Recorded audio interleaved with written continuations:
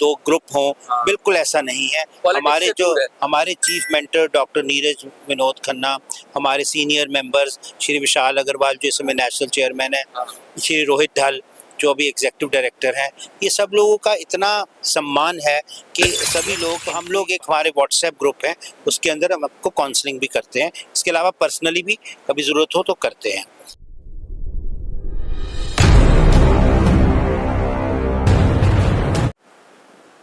अभी हम हैं कैनवे सरताज वर्ल्ड वाइड के अंदर और जेपी सिंह जी हमारे साथ हैं।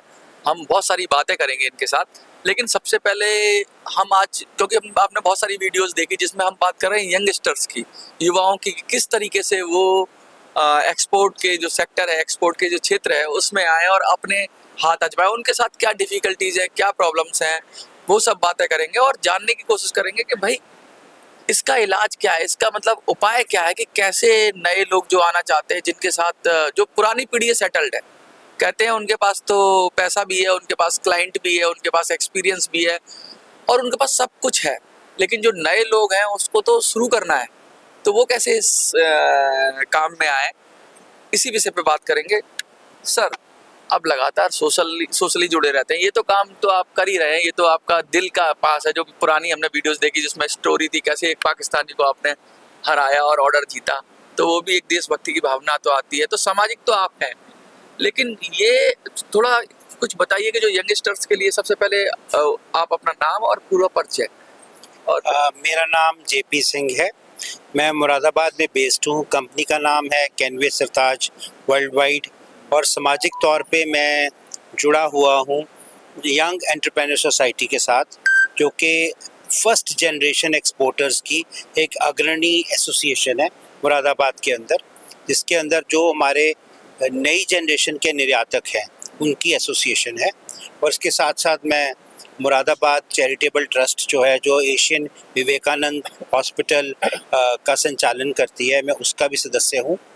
और अगर इसके अलावा एजुकेशन के फील्ड की बात करें तो मैं खालसा कॉलेज अमृतसर का one of the life member हूँ, ट्रस्टी हूँ, जो कि बहुत ही मुझे इस चीज़ का फ़ख्र भी है। और इसके अलावा मैं Indian academy of fine arts का भी गवर्निंग काउंसिल का मेंबर हूँ। इतने सारे आप संस्थाओं में हैं, लेकिन आपके जो दिल के करीब है, जैसा मैंने आपसे बातचीत करके कहा कि भाई जो यंग एंटरप्रेन्योर हैं, जो यंग लोग हैं वो आए, तो उस संस्था के बारे में थोड़ा विस्तार से बताइए, क्या करती है, कैसे करती है और क्या उसका बेस है। जी, यंग एंटरप्रेन्योर सोसाइटी जो मुरादाबाद से शुरू हुई केवल 12 साल पहले, हमारे जो चीफ मेंटर हैं डॉक्टर नीरज विनोद खन्ना, इन्होंने और इनके कुछ और दोस्तों ने मिलके एक एसोसिएशन बनाई, क्योंकि जो न्यू जनरेशन है उसके चैलेंजेस डिफरेंट हैं। जो पुराने एक्सपोर्टर हमारी बड़े भाई की तरह हमारे पास है मुरादाबाद हैंडीक्राफ्ट एक्सपोर्टर्स एसोसिएशन, जो कि जिनमें बड़े सीनियर वयोवृद्ध मेंबर्स हैं, उन लोगों के चैलेंजेस डिफरेंट हैं। और जो यंग एंटरप्रेन्योर सोसाइटी में जो नए नए लोग आए एक्सपोर्ट के अंदर, उनके पास उनके चैलेंजेस डिफरेंट थे। उनको एकजुट करने के लिए, इकट्ठा करने के लिए यंग एंटरप्रेन्योर सोसाइटी को 12 साल पहले बनाया गया। आज हमारे पास 200 से ज़्यादा हमारे अच्छे शहर के जो one of the top exporters हैं हमारे मेंबर्स हैं, और हम लोग अपने युवा निर्यातकों को एम्पावर करने के लिए लगातार कार्य कर भी रहे हैं और वचनबद्ध भी हैं। युवाओं के साथ क्या दिक्कतें हैं, क्या समस्याएं हैं जो शुरू करना चाहते हैं, इस काम में आना चाहते हैं? आपका अपना अनुभव रहा, आप कैसे आए? आपने मुझे कहानी बताई कि वो शायद एक एक्सीडेंटली हो गया या कैसे हो गया, आप आ गए, लेकिन जो नए लोग आना चाहते हैं, प्लान करके आना चाहते हैं, क्या क्या डिफिकल्टीज आती हैं वो बताइए। देखिए, सबसे पहले तो है कि मार्केट एक्सेस। अच्छा, जो भी व्यक्ति एक्सपोर्ट में आना चाहता है, अगर उसके पास सबसे पहली बात तो अच्छा प्रोडक्ट होना चाहिए, उसके बाद उसको मार्केट एक्सेस चाहिए।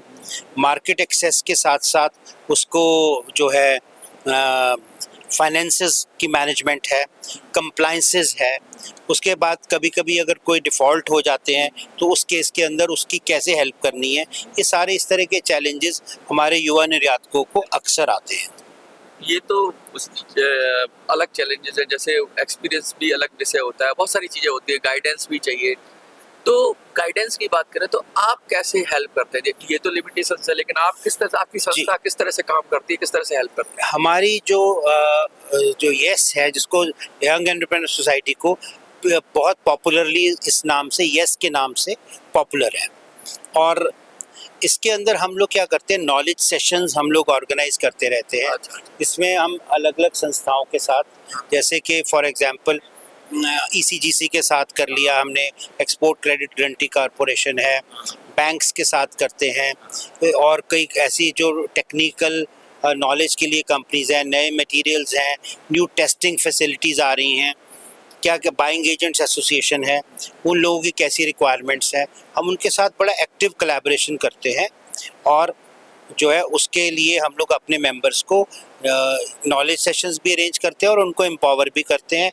हमारे जो सीनियर मेंबर हैं वो सबको इस चीज़ में हेल्प करते हैं कि वो एक दूसरे अपने जूनियर्स को अच्छे से, कोई भी कहाँ भी कहीं भी फंसते हैं, वो कहीं भी प्रॉब्लम आती है तो हम लोग एक हमारे व्हाट्सएप ग्रुप है, उसके अंदर हम आपको काउंसलिंग भी करते हैं। इसके अलावा पर्सनली भी कभी ज़रूरत हो तो करते हैं। हमारे कुछ सामाजिक प्रॉब्लम्स हैं, या हमारे शहर की प्रॉब्लम्स है, हाउस टैक्स की प्रॉब्लम है, कोई बिजली की प्रॉब्लम है, किसी तरह की भी प्रॉब्लम है, हम लोग, हमारे जो लीडरशिप है वो अलग अलग डिपार्टमेंट्स के साथ जुड़ी हुई है। तो अब किसी की भी कोई प्रॉब्लम होती है, हम उसको तुरंत उसका संज्ञान लेके उसको हल कराने की कोशिश करते हैं। ये जो आप ब्रिज का काम कर रहे हैं, चाहे वो इंडस्ट्री और उसके यंग एंटरप्रेन्योर हैं, उनके बीच में एक तरह से सेतु का काम करती है आपकी संस्था। इस संस्था के साथ अगर जैसे कुछ लोग देख रहे होंगे वीडियोस, और वो उनका बहुत सपना होगा कि भाई कैसे ना कैसे करके हम भी इस फील्ड में आए, या हम भी ऐसी मजबूत संस्था से जुड़े जो हमारे आड़े वक्त में हमारे काम आए और हमें सपोर्ट करे, और उनके पास जो चीज़ें हैं वो संस्था को सपोर्ट करे। तो वो कैसे जुड़ते हैं इससे? हमारे जो मेंबरशिप है वो बाय इनविटेशन है। अच्छा। हमारे जैसे अगर मुझे किसी ऐसे एक्सपोर्टर की जानकारी है या मेरे साथ उनके संबंध है, मैं समझता हूँ कि हाँ इनका जो है हमारी संस्था के अंदर ये वैल्यू ऐड करेंगे। अच्छा। या हमारे साथ जुड़ने से इनको या इनको हमारी ज़रूरत है, तो हमारे मेंबर्स उनको इनवाइट करते हैं। वो प्रपोजल जो है हमारे बोर्ड ऑफ डायरेक्टर्स में आता है, हमारी गवर्निंग बॉडी में आता है। जब गवर्निंग बॉडी उसको अप्रूव कर देती है तो हम उस मेंबर को फॉर्मली ऐड करते हैं।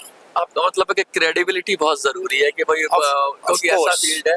देखो ऐसा है, मैं ये नहीं कहता कि कोई खराब है या कुछ है, ऐसा है कि हर व्यक्ति कोई भी संस्था अगर प्रोग्रेसिव रहना चाहती है तो उसमें लाइक माइंडेड लोगों का होना ज़रूरी है। सही। हम लोग एक दूसरे से लड़ते नहीं हैं, हमारे यहाँ कभी इलेक्शंस नहीं होते हैं, हालांकि रजिस्टर्ड सोसाइटी है, प्रोसेस फॉलो होता है, पर आज तक 12 सालों में कभी इलेक्शन हुआ नहीं।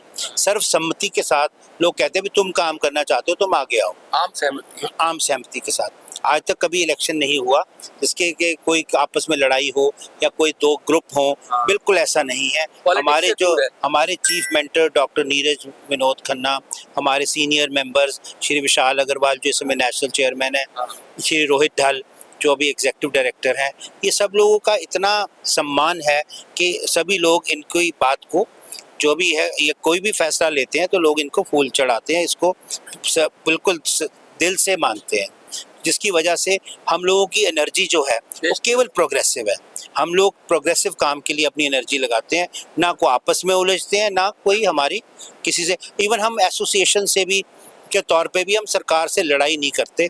हमारा हमेशा ये रहता है सरकार से सहयोग, और हमें सहयोग मिलता भी है। और हमारी जो मेन जो हमारी गाइडेंस है वो आती है हमारे जो सबसे इस ट्रेड के भीष्म पितामह हैं डॉक्टर राकेश कुमार जी से। वो हमें, वो तो मेंटर हैं, वो मेंटर है, वो हमारे प्रेरणा स्रोत भी हैं। और EPCH के माध्यम से हमें इतना सपोर्ट मिलता है IML से कि हमारे मेंबर्स को जो है कोई प्रॉब्लम भी नहीं आती। उनके काम, ये EPCH इतना बढ़िया प्लेटफॉर्म प्रोवाइड कर रही है। जैसे मैंने कहा कि मार्केट एक्सेस इतना बड़ा प्लेटफॉर्म है, हमारे मेंबर्स को जो स्टैंड्स हैं वो सब लोगों को मिल जाते हैं। हाँ, ये EPCH इंश्योर करती है कि जो नए एंटरप्रेन्योर्स हैं उनको स्टैंड ज़रूर दे। हॉल 16 इसी के लिए बनाया गया है कि चाहे जो नए लोग आ रहे हैं उनको मौका दिया जाए। चाहे 12 मीटर का छोटा स्टैंड है, कम से कम उनको एक बार आके इस प्लेटफॉर्म पे आके अपने प्रोडक्ट शोकेस करने का अवसर मिलता है। इसके अलावा ऐसा ही नहीं है, EPCH एक चैम्स के नाम से एक ट्रेनिंग भी करती है। नए जो लोग आना चाहते हैं, जो उनको मर्चेंडाइजिंग क्या क्या चैलेंजेस है, बैंकिंग के क्या है, इंश्योरेंस के क्या है, प्रोडक्ट सिलेक्शन के क्या है, ऑल जितने भी एक्सपोर्ट के बेसिक्स हैं वो उसके बारे में उनको एक ओवरव्यू, एक तरह से कुछ डिटेल्ड केस स्टडीज़ के माध्यम से उनको पढ़ाया भी जाता है। तो हम जी सीधा सीधा आप ये कह रहे हैं कि नई लीडरशिप को डेवलप करना है जो इस क्षेत्र में आना चाहती है, उनको एम्पावर करते हैं आप लोग और पूरा संस्थान इस तरह से करता है कि वो उनके अंदर जो प्रतिभा है वो निकल कर खुलकर सामने आ जाए। देखिए वो एक बात है, जिसके अंदर प्रतिभा है कहते हैं वो आप सूरज को छुपाए नहीं छुपती नहीं, जिसके अंदर गुण होंगे वो अपने आप सामने आएंगे। हम तो केवल एक माध्यम का काम करते हैं कि अगर उसको अगर कोई ज़रूरत है, एक भाईचारा है हमारा, फ्रेटर्निटी है हम लोगों की जो है, उसमें अगर किसी भी हमारे मित्र को, हमारे मेंबर को किसी प्रकार की हेल्प की ज़रूरत होती है, सारा संस्थान उसके साथ खड़ा होता है और उसकी जेन्युइन हेल्प को हर तरह से हम ऊपर तक पहुंचाते हैं। कोशिश करते हैं कि हमारे मेंबर्स को उनके कोई भी जो अपने निर्यात पे फोकस करें और छोटी छोटी जो प्रॉब्लम्स आती हैं उसका एक संगठन में शक्ति होती है, तो जो संगठन है हमारा इस चीज़ के लिए हेल्प करता है। अच्छा, जो लोग देख रहे हैं आपको, उनको कुछ संदेश देना चाहेंगे, कुछ कहना चाहेंगे जो उनके जीवन में शायद कुछ बदलाव लाए आपके अपने जीवन के अनुभव से? देखिए मैं तो एक ही बात मानता हूँ कि नीयत की मुराद होती है, जैसी नीयत रखोगे वैसा फल पाओगे।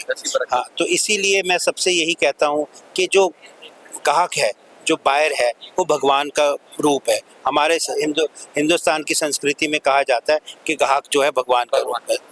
भगवान सीधे चेक ड्राफ्ट किसी को नहीं भेजते, वो माध्यम बनाते हैं। इसलिए हमें अपने बायर्स के प्रति वैसे ही बिहेव करना चाहिए जैसा कि हम ट्रूथफुली, कि जो हम भगवान के किसी दूत के लिए सोच के करते हैं। और बायर्स के लिए तो खैर है ही, आजकल देखो वो सब लोग इसी दुनिया का उत्पाद है। लोग भी इसी प्रोडक्ट ऑफ सोसाइटी हैं। जो बुराइयां सोसाइटी के अंदर है वो लोगों में भी हैं। लेकिन वहाँ उसके लिए हमारे को अब ईश्वर ने दिमाग दिया है कि हम उसकी परख कर सके, और हमारे संस्थान हैं जो इन चीज़ों को हेल्प करते हैं। EPCH कॉशन लिस्ट इशू करता है, ECGC से भी आप बाहर की रेटिंग चेक कर सकते हैं। वो आपको ड्यू डेलिब्रेशंस जो है करनी चाहिए, और इसके अलावा जैसी नीयत रखोगे वैसा फल पाओगे, ये मेरा बेसिक सिद्धांत है। इसके अलावा जो दूसरी बात मैं कहूँगा, ये हिंदुस्तान के असली एम्बेसडर्स ये हमारे लोग हैं। देखो जो काउंसलर्स बैठे हैं दफ्तरों में, वो एक अधिकारी हैं जो मैनेज करते हैं। हमारा प्रोडक्ट, हमारी क्वालिटी, हमारी व्यवहार, ये सारे जो हैं ये असली शब्दों में हमारे एक्सपोर्टर्स, हमारे आर्टिसंस, यही हिंदुस्तान के एम्बेसडर्स हैं जो हिंदुस्तान की इतनी जो कला प्रतिभा को शोकेस करते हैं। मेरा संदेश सबके प्रति यही है, हम व्यापारी हैं, व्यापार करने के लिए हैं, हम किसी को ना तो धोखा दें और ना धोखा लें। हाँ, इसके लिए हमें थोड़ी समझ रखनी चाहिए। हमारे बड़े हैं जो हमें गाइड करते हैं, हमारे संस्थान में हमारे डॉक्टर नीरज खन्ना हमारे मेंटर हैं, वो इतना मेहनत करते हैं इस चीज़ के लिए। इस समय वो वाइस चेयरमैन भी हैं एक्सपोर्ट प्रमोशन काउंसिल के, और आगे आने वाले चेयरमैन भी हैं। वो इस हमारे को बहुत अच्छी लीडरशिप प्रोवाइड कर रहे हैं। कोई प्रॉब्लम किसी को भी होती है तो उनके साथ खड़े होते हैं, और हम सब लोगों को as a team, as a chairman Moradabad society, मैं यंग एंटरप्रेन्योर सोसाइटी का चेयरमैन हूँ, तो हमारे को भी उनके निर्देश हैं कि कोई भी मेंबर की प्रॉब्लम होती है उसको तुरंत हल किया जाए। और हम भी पूरी अपनी तरफ से कोशिश करते हैं कि हम अपने इस फ्रेटर्निटी के साथ खड़े हों, उस भाईचारे को बढ़ाएं, भारत का निर्यात बढ़ाएं। और इसके लिए हमारे जो है प्रधानमंत्री जी की जो सोच है कि वो हिंदुस्तान का जो है निर्यात बढ़ाने की, उसमें हम लोग अपना पूरा योगदान देना चाहते हैं। देखिए, ये थे JP सिंह जी हमारे साथ, और इन्होंने साफ साफ कहा कि नियत ठीक होगी तो आपको जरूर कामयाबी मिलेगी, आपको बरकत मिलेगी, आपको मेहनत का फल मिलेगा। इसलिए ये बहुत बड़ी बात है और ये सबको गांठ बांध लेनी चाहिए। आपको क्या लगता है कमेंट में जरूर लिखिए, और क्या आपको इससे सीख मिली इस वीडियो से? मुझे तो काफ़ी प्रेरणादायक लगा। आपको कैसा लगा कमेंट में लिखिए। देखते रहिए मिनी सच।